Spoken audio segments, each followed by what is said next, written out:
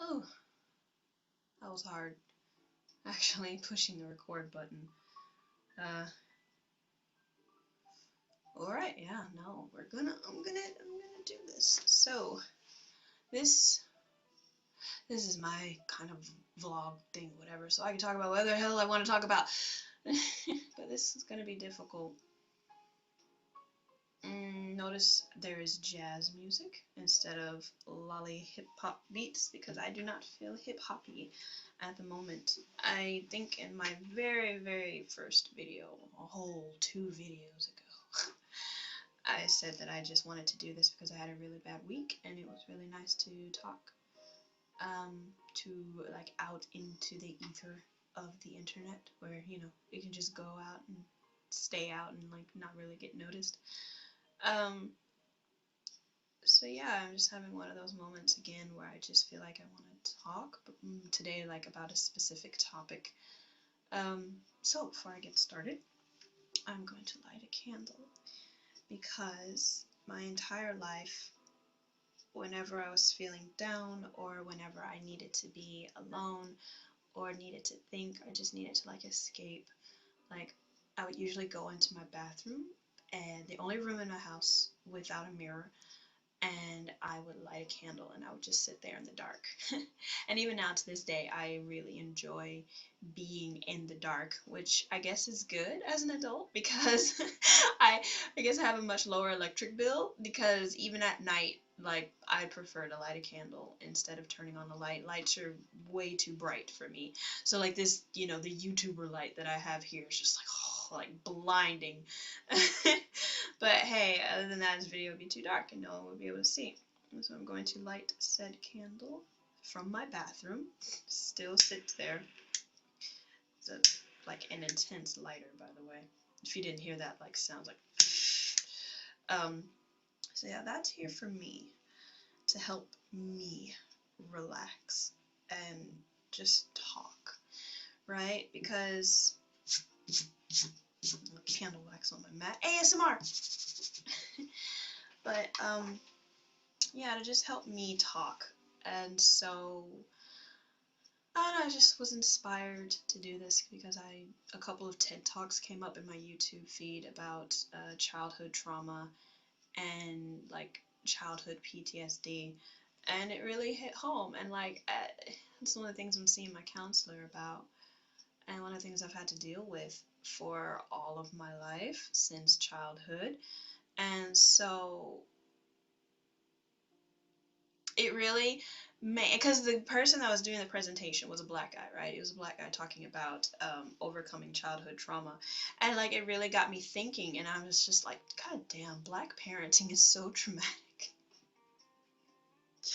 Like, black the I would say like traditional black parenting style is hella toxic, and almost nobody in the black community really talks about it that much because like as a black people, especially I guess as a black woman, like I'm supposed to be like tough and I'm supposed to be like this boss bitch and like all this kind of other stuff. But um yeah, and I think black men kind of get it worse because they're also expecting you got tough, no boy, you gotta be tough, you gotta be brr, like, you know, like whatever. And it's honest, it's hella toxic. It really, really is. And no one that I've seen at least, you know, has had a frank conversation about just how toxic black parenting is.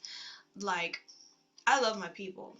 I love my culture, but at the same time, there are certain things and certain aspects and how we look at things and what we do that are very harmful, right? Like one of the obvious examples and the one that just jumps out at me immediately is like spanking, you know, getting a whooping, I'm gonna whoop that ass, you know. Like a lot of black people, and myself included, I used to be one of these people that are like very proud of like the ass whippings they got as children. Like, you know, my mom had to whip my ass because I deserved it. I was bad, you know. Like if she didn't whip my ass, I'd be as crazy as them white kids. You know, white kids doing all them that crazy stuff. Um, And yeah, like I said, I used to be like that. I used to be like, oh yeah, no, my mom would spank me, but like that, I deserved it. It was what she had to do. Like it was, you know, oh, even saying that, like I deserved it. That is such a painful phrase, and like, and just to hear yourself say it, just be like, yeah, I deserved that pain. I deserved, because it's not just physical, at least how my mom and did it. It wasn't just physical, it was also a very huge psychological element to it. Like a lot of black parents, they'll like tell their kids to go get a switch.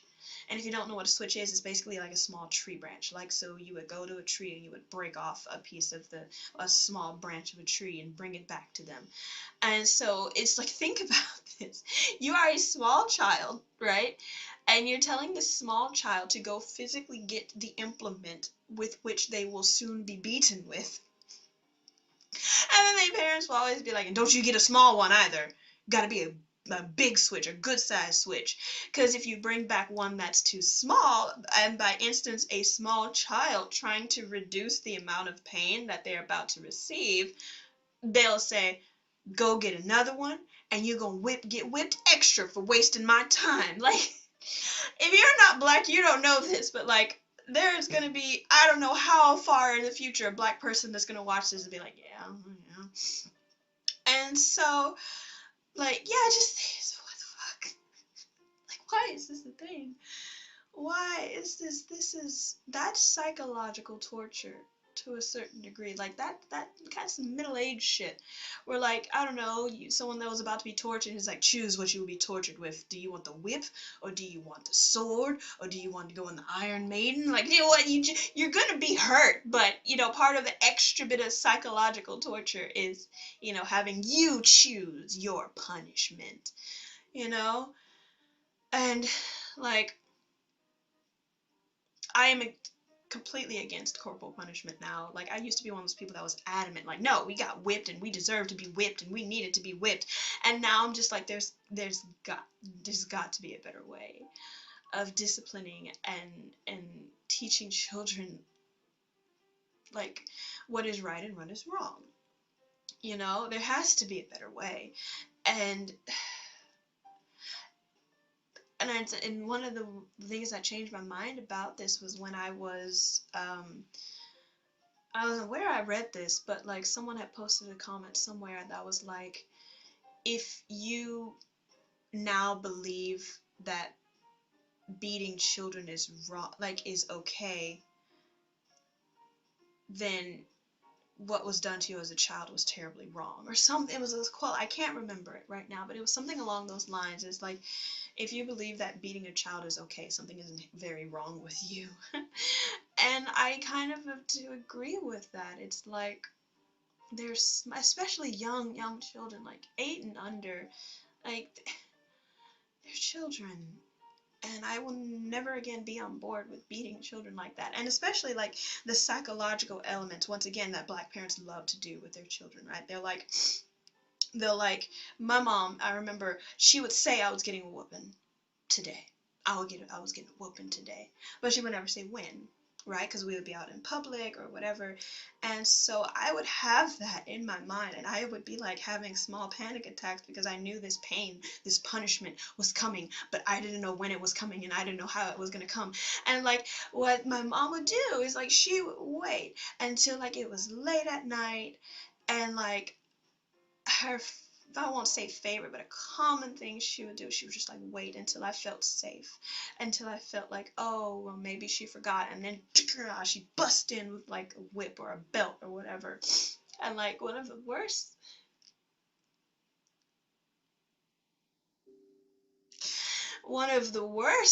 is when she would whip me right after I got out of the shower or out of the bathtub.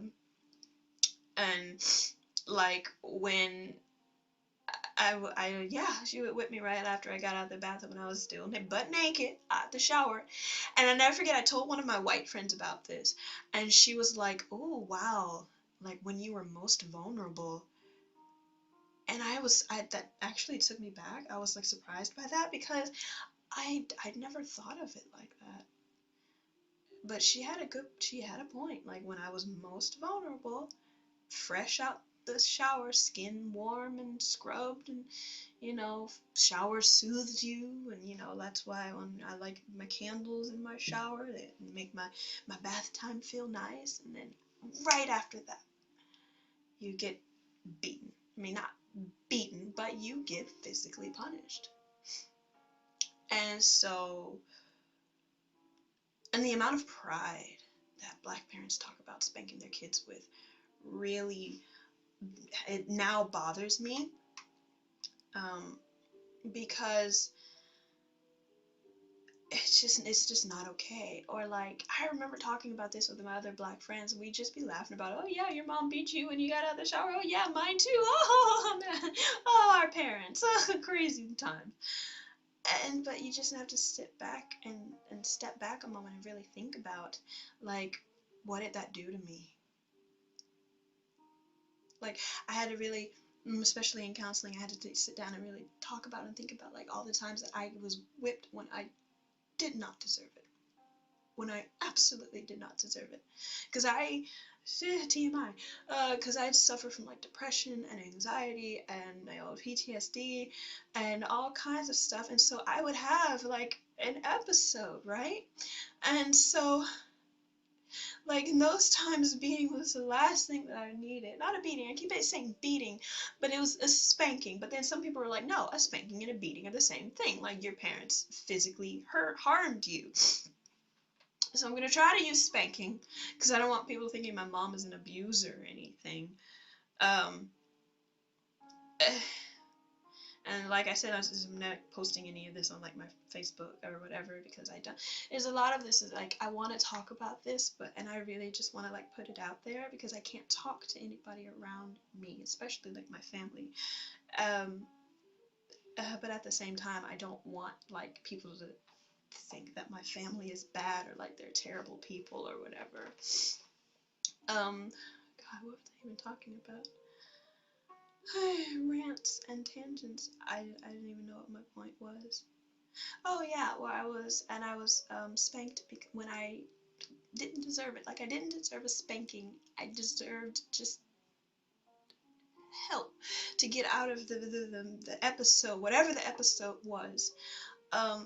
But my mom, another big issue in the Black community, not acknowledging mental illness. And so, kids acting crazy, gotta spank them.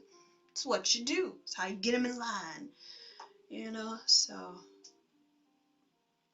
So that's like one big thing, but that's just one aspect of like Black parenting. Another aspect is like, what Black people are most known for are these quick snappy comebacks. We always got to clap back, right? And clap backing against another adult, I think, is fine, but I think it's not okay to clap back against children, right? To make like a child feel bad for something they said, or like an observation they've made, or something like that. And also, it's not okay to, when you do clap back against a child and it hurts their feelings and they start to cry or feel uncomfortable, to say, oh, you're just so sensitive. Oh, you too sensitive. Oof. Like, oh, all the times I heard that when I was a kid.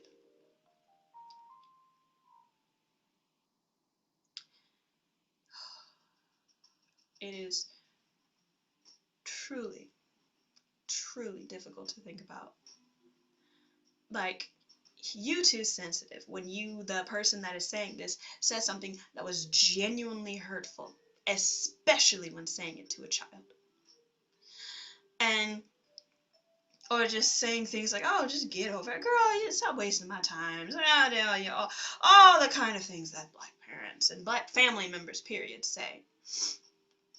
I was like, oh, they was just playing, and it may be play to you, but a child is still small. A child does not fully understand, and if a child says something, especially if it's something that's out of curiosity or out of ignorance or out of like not understanding, it's not your job to clap back at them. Or if what the child says has made you feel uncomfortable in some way, okay, great. you know, tell them, hey, that's not okay, you shouldn't say that, but don't clap back at a child and make them feel bad for what they have just said. Like, I can't, right now, I can't think of a specific example, but this is something that's very well known in the Black parenting community. Like, Black parents do this, and when they do this, it basically, at least for me, it made me afraid to talk. It made me afraid to make observations, to say things, to express myself, because I didn't want the clap back. Like, I didn't want to be shut down. I didn't want to be made to feel, embarrassed or shamed or guilted in some way. So I just started to just not say anything. And on top of that, back when I was expressive and I would want to talk and I would want to, jump into grown folk conversation, just grown folk conversation. But I was an only child, right? I mean, my mom has 2 kids, but we were born, my brother's like 15, 13 years older than me. So like, when I was born, he was on his way out, right? And so I grew up in a house by myself. So as an only child, I wanted to talk to people. And if the only people that were around were other adults, I would want to talk just because I felt lonely. And I just wanted to express my ideas, but my mom was like, no, you just say too much, or you talk too much, or you talk about stuff that other people don't want to talk about. So my mom came up with a signal, basically, because she didn't want people to know that she was telling me to basically just shut up. So she would do like this. She would covertly look at me and go like this, and that meant stop talking. Like, even to this day, oh God.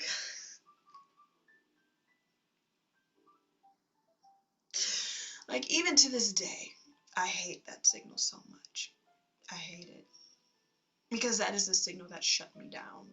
That is the signal that meant that I was no longer worthy of expressing myself. That was the signal that meant that I was being too much. You're too much. Even though I'm just a child. And I wanted to just talk with others to alleviate some of my loneliness, my depression, my anxiety. But no, shut up. You know?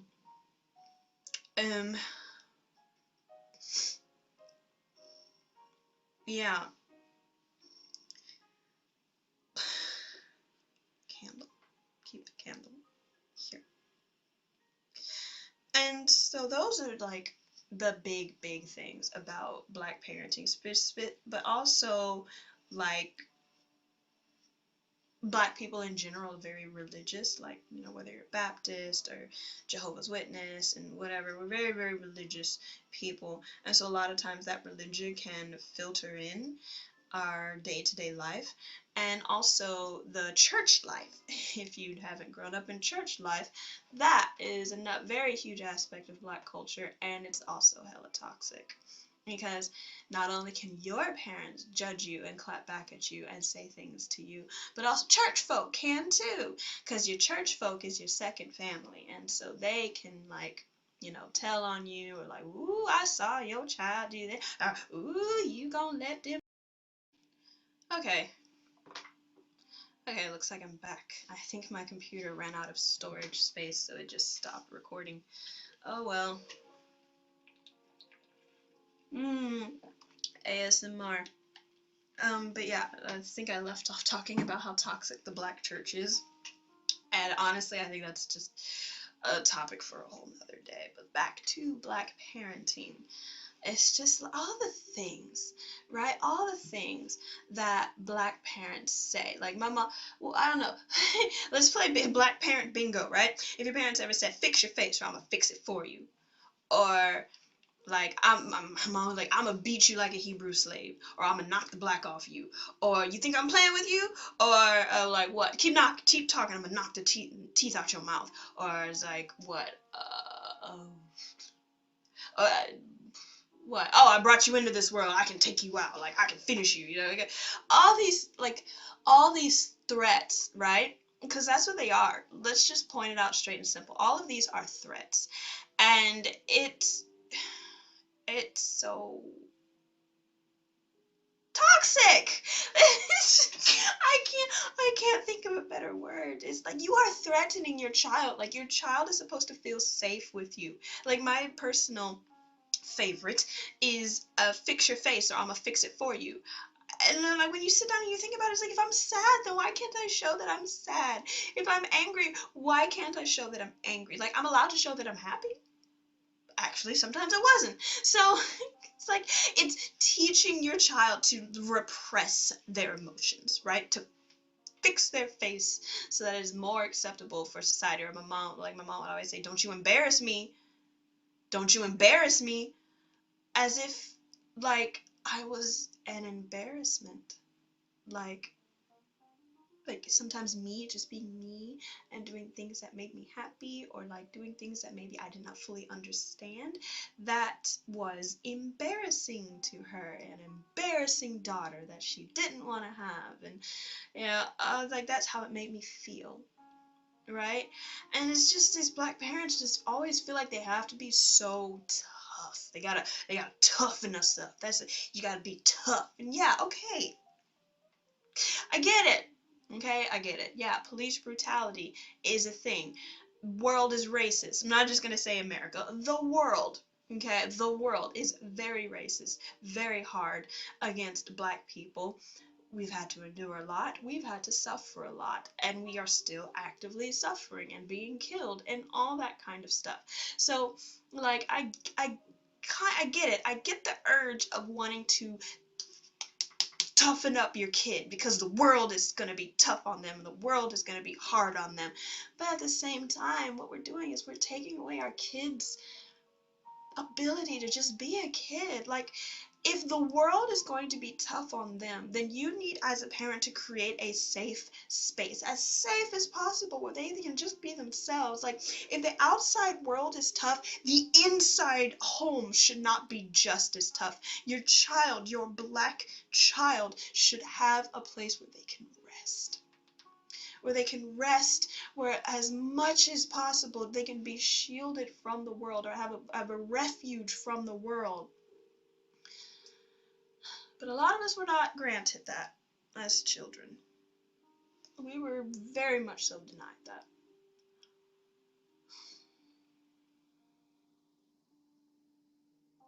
And it hurts.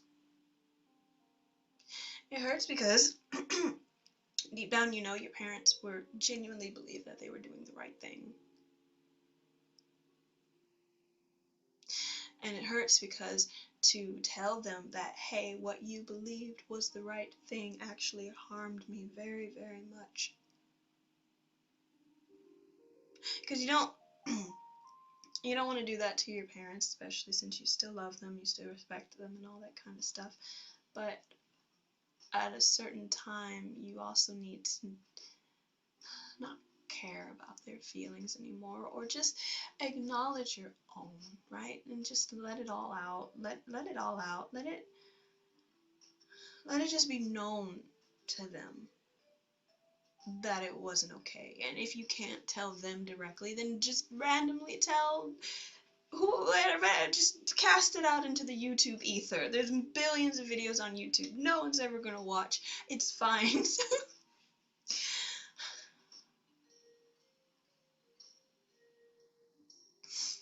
So that's that. And yeah, so that's just what I had on my mind and what I wanted to say. So I guess it's time to blow out the candle.